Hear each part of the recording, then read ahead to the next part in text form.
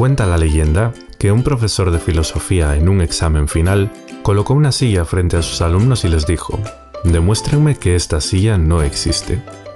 La mayoría de los estudiantes improvisaron complejas teorías sobre la realidad y la percepción, pero uno de ellos escribió algo rápidamente y entregó el examen a los pocos segundos. Este estudiante, por cierto, fue el que mayor nota obtuvo. ¿Tienes curiosidad por saber qué respondió? Lo que escribió fue: ¿qué silla? Esta no es más que una anécdota simpática que nos sirve como excusa para hablar de la curiosidad que sentías hace un momento por saber cuál era la respuesta. La curiosidad es algo innato en nosotros. La manifestamos de muchas formas. La curiosidad nos hace pasarnos horas en Facebook fisgoneando fotos de nuestros conocidos, pero también nos lleva a querer adquirir conocimiento sobre el mundo que nos rodea. Los seres humanos de todos los tiempos nos hemos preguntado sobre temas como cuál es el origen del universo o qué significa ser un buen ciudadano. Lo que sucede es que tradicionalmente se buscaba la respuesta a estas preguntas en la fe religiosa, en fenómenos sobrenaturales, en lo que conocemos como mitos. Os pongo un ejemplo. Hesíodo creía que podía oír a unas musas que le dictaban la verdad absoluta sobre el origen del universo. Decía que solo existía el caos hasta que aparecieron unos dioses con poderes tipo X-Men, que no paraban de pelearse entre ellos, dando lugar, entre tanto, al mundo que conocemos. Como veis, no parecen explicaciones muy fiables, pero gran parte de la población las aceptaba y se las creía. Recordad que eso que nosotros llamamos mitología era su religión. Por suerte, en el siglo VII a.C. sucede algo decisivo para la historia del pensamiento.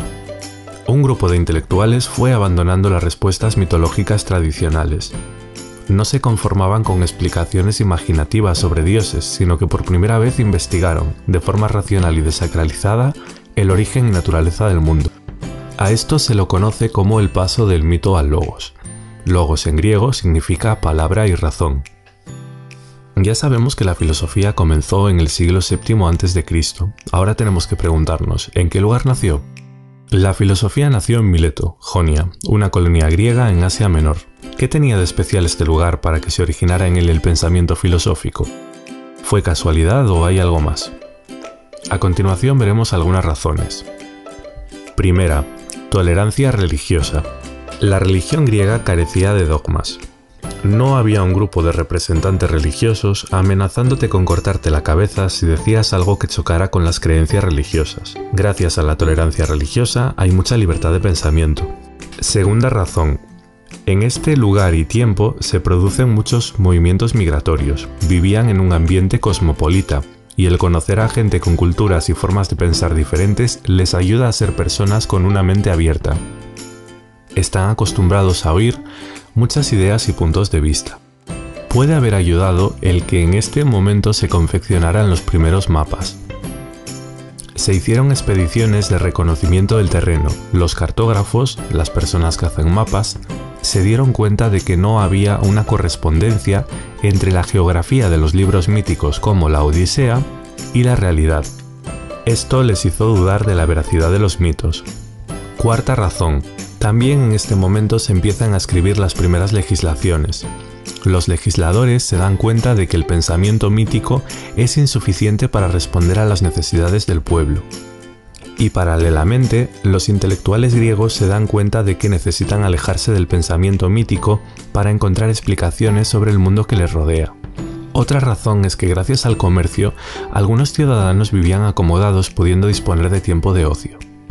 Como de aquella no existía la televisión, pues se dedicaban a pensar. ¿Quién fue el primer filósofo? En general, se acepta que el primer filósofo fue Tales de Mileto. Le llamaban así porque era de Mileto. Él es el primer intelectual que intentó explicar el origen del cosmos, el principio del que se compone todo, sin recurrir a mitos, basándose exclusivamente en la naturaleza, inaugurando así la historia de la filosofía y de la ciencia, que al principio fueron lo mismo, aunque en la actualidad cada una tiene su ámbito de estudio propio. Si has asimilado bien este vídeo, tendrías que ser capaz de responder a las siguientes preguntas.